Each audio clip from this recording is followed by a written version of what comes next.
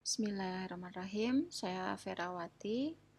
Di sini saya akan menjelaskan terkait dengan rancangan aktualisasi di mana saya mengambil isu terkait dengan minimnya bahan pengajaran untuk mendukung pembelajaran terapan yang sesuai dengan visi organisasi sehingga menimbulkan suatu gagasan yaitu perlunya pengoptimalan penyediaan modul praktikum untuk mendukung pembelajaran terapan yang selaras dengan visi organisasi di mana saya mengambil untuk case study di D3 Informatika Politeknik Indramayu.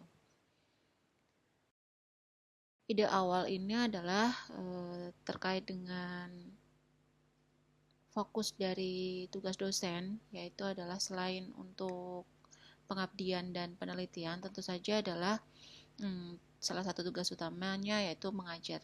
Dosen juga bertugas untuk menyediakan bahan ajar serta modul untuk mahasiswa sesuai dengan peraturan pemerintah nomor 37 tahun 2009. Polindra sendiri itu memiliki tugas menyelenggarakan pendidikan vokasi dengan pendidikan profesi yang untuk rumpun ilmunya adalah pengetahuan dan atau untuk teknologi yang sesuai dengan ketentuan peraturan perundang-undangan, di mana Polindra merupakan salah satu politeknik yang memang berfokus untuk mencetak produk terapan. Selanjutnya, sebelum ditarik untuk penentuan judul, tentu saja saya menjelaskan berbagai untuk isu-isu yang ada di organisasi. Untuk isu yang di organisasi itu difokuskan untuk di bidang penelitian. Nah, di dalam bidang penelitian tentu saja banyak isu-isu yang perlu diangkat. Untuk proses ini sudah dibicarakan dengan atau sudah didiskusikan dengan mentoring, dengan mentor atau selaku ketua jurusan di lingkungan jurusan Teknik Informatika, kemudian dengan stakeholder, Kaprodi, dan untuk stakeholder yang lainnya yang mendukung. Dari isu organisasi ini didapatkan adalah kurang keterlibatan dan kreativitas mahasiswa dalam proses belajar karena metode pembelajaran yang kurang inovatif. Kemudian yang kedua adalah minimnya bahan pengajaran untuk mendukung pembelajaran terapan yang sesuai dengan visi organisasi. Yang ketiga, kurangnya pembelajaran proyek yang relevan dengan daya serap industri. Berdasarkan isu organisasi ini, kemudian saya menggunakan tools, yaitu sebenarnya untuk sebelum ini menggunakan APKL, tapi di sini saya jelaskan dari APKL itu ditarik untuk 3 isu yang sangat memiliki nilai skor yang tinggi, diselesaikan dengan USG. Berdasarkan USG, untuk peringkat yang pertama adalah minimnya bahan pengajaran untuk mendukung pembelajaran terapan yang sesuai dengan visi organisasi. Di sini sebelum kita mengambil isu, ini adalah salah satu dokumentasi untuk pemilihan isu di mana didampingi oleh mentoring yang saya sebutkan tadi terkait dengan ketua jurusan. Jika salah satu isu yang sangat urgent adalah memang minim di bahan pengajaran. Kenapa? Karena sebenarnya adalah kita itu di lingkungan politeknik tetapi masih minim pembelajaran yang memang basisnya adalah praktikum. Kemudian setelah ini ditarik lagi dengan tools yang namanya adalah 5M1E untuk menganalisis akar masalah. Isu yang dicetak sesuai dengan tools tadi USG adalah minimnya bahan pengajaran untuk mendukung pembelajaran terapan yang sesuai dengan visi organisasi. Setelah itu saya analisis dengan fishbone diagram didapatkan untuk mesin, environment, materials, measurement, method, dan man, di mana yang sudah saya buat ini adalah yang akan saya selesaikan untuk habituasi 30 hari saat ini. Menarik untuk menjawab dari minimnya kolaborasi antar dosen sehingga diperlukan untuk membentuk forum diskusi. Tahapan yang utama adalah pembentukan forum diskusi, pelaksanaan diskusi, identifikasi kebutuhan, dan dokumentasi hasil. Untuk yang kedua, setelah diadakan untuk forum diskusi ini, kemudian akan disusun sebuah template modul. Nah, template modul ini merupakan ketentuan umum untuk modulnya ini seyogyanya seperti apa. Kemudian yang ketiga, jika sudah ditentukan untuk template modulnya, kemudian disusunlah sebuah modul tahapan-tahapan praktikumnya. Nanti pada tahapan praktikum ini akan dilakukan juga finalisasi dan sosialisasi pada modul praktikum. Setelah itu akan melakukan review yang sudah dibuat pada di tahapan 3. Kemudian di tahapan 5 adalah mengadakan sosialisasi terkait dengan penggunaan modul. Setelah itu disediakan juga form revisi karena memang pemantauan secara berkala itu tidak bisa dilakukan. Jadi untuk pencapaiannya adalah menyediakan formulir revisi pada modul. Kemudian unggah modul praktikum ke platform e-learning, disosialisasikan jika modul ini sudah tersedia di e-learning. Yang selanjutnya yang ke-8 adalah menyusun prosedural untuk evaluasi, seperti penyusunan kuesioner untuk evaluasi. Evaluasi ini akan melihat bagaimana kebergunaan modul praktikum baik sebelum dan sesudah penggunaan modul praktikum. Setelah itu akan dilakukan untuk analisis hasil sebelum dan sesudahnya. Jika diruntutkan untuk capaian kegiatan pada rancangan ini adalah nanti fokus penyelesaiannya akan mempermudah pengumpulan eviden yang terutama adalah dokumen diskusi, di mana tentu saja dalam pelaksanaan ini tidak lepas dari stakeholder, terutama dari mentor, kemudian dari ketua program studi atau dari kepala untuk kompetensi bidang yang memang sesuai dengan mata kuliah yang saya ampu. Kemudian nanti akan disediakannya adalah template modul praktikum. Ini secara ringkas saja seperti berupa ketentuan umum format penulisan. Selanjutnya ada draft sampai di panduan final untuk modul praktikum. Ini untuk praktikum yang saya ambil adalah untuk difokuskan di mata kuliah yang saya ampu memang di metode numerik. Kemudian ada data RPS. Kebetulan untuk data RPS ini sudah ada. Jadi untuk di modul praktikum itu nantinya adalah menyesuaikan dengan topik-topik yang ada di RPS. Selanjutnya ada notulensi feedback. Ini adalah hasil dari sosialisasi modul praktikum yang disebarkan oleh saya untuk dosen ya. Tentu saja dalam pengampu mata kuliah ini itu ada teaching. Saya tidak mengampu sendiri, nanti bisa diberikan feedback nantinya seperti apa.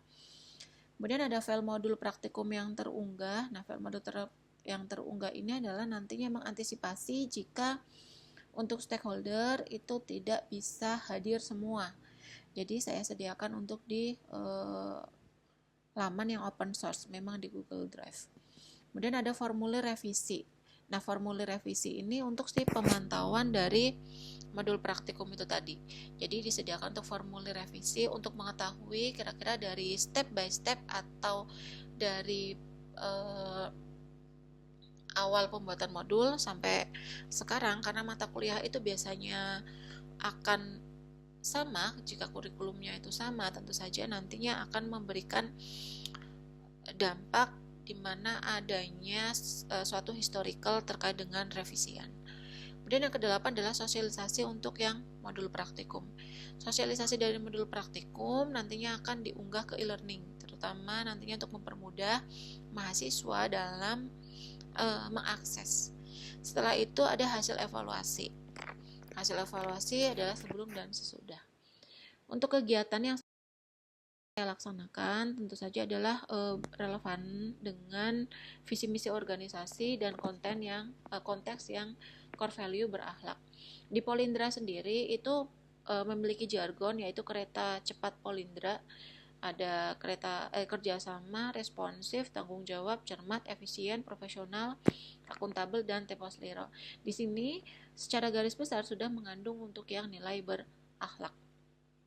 Nah, berdasarkan di sini itu sesuai dengan gagasan yang atau isu yang diambil terkait dengan minimnya bahan pengajaran terkait dengan modul praktikum, yang mana seharusnya adalah pembelajaran itu orientasinya adalah ke praktek, ke terapan, sehingga diperlukan untuk memperkuat perlu penyelesaiannya isu adalah salah satunya dari visi yang ada di organisasi. Nah, kontribusi gagasan utama dalam mendukung VMT dan nilai organisasi berdasarkan penyusunan modul praktikum yang komprehensif, tentu saja diperlukan untuk sinergitas antara dosen, mahasiswa, dan pihak industri. Selanjutnya ada di praktikum yang relevan agar up to date. Tanggung jawab pembuatan modul ini merupakan tanggung jawab dosen.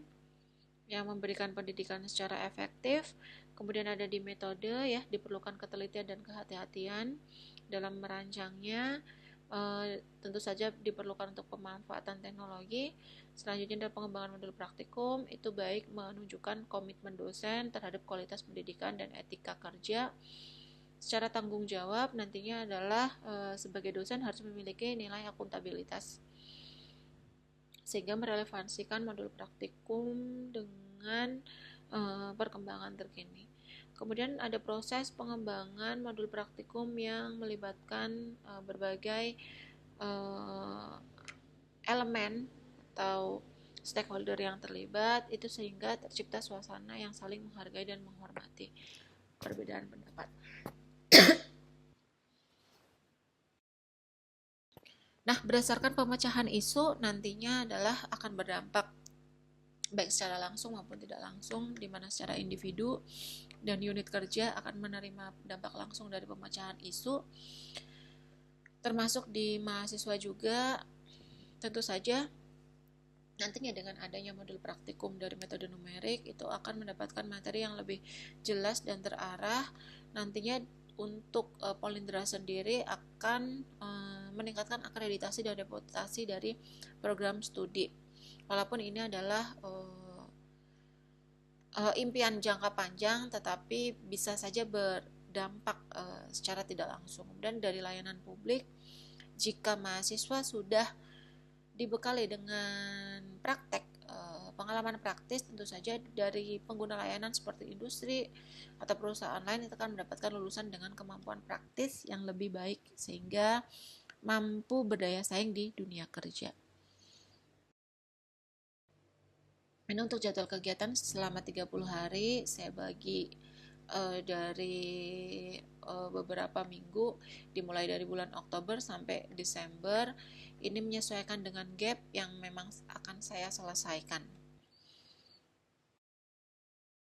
Dari milestone ini saya bagi menjadi 3, itu adalah jangka selama habituasi di 30 hari, nantinya dari tanggal 25 sampai di tanggal 6 Desember. Ini akan menyelesaikan permasalahan yang memang sudah saya singgung tadi dari beberapa pendekatan dengan Fishbone.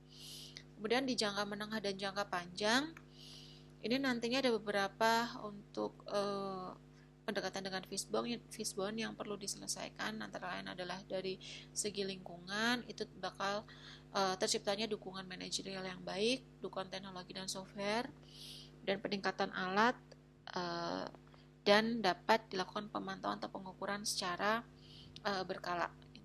Sehingga nantinya di tujuan akhir adalah diharapkan berdasarkan langkah kecil ini untuk pembuatan modul nantinya mampu memperkuat kompetensi lulusan dan peningkatan daya serap lulusan mahasiswa di industri sesuai dengan perkembangan teknologi. Baik, itu saja untuk dari saya terkait dengan paparan untuk rancangan aktualisasi. Sekian, terima kasih. Selamat sore.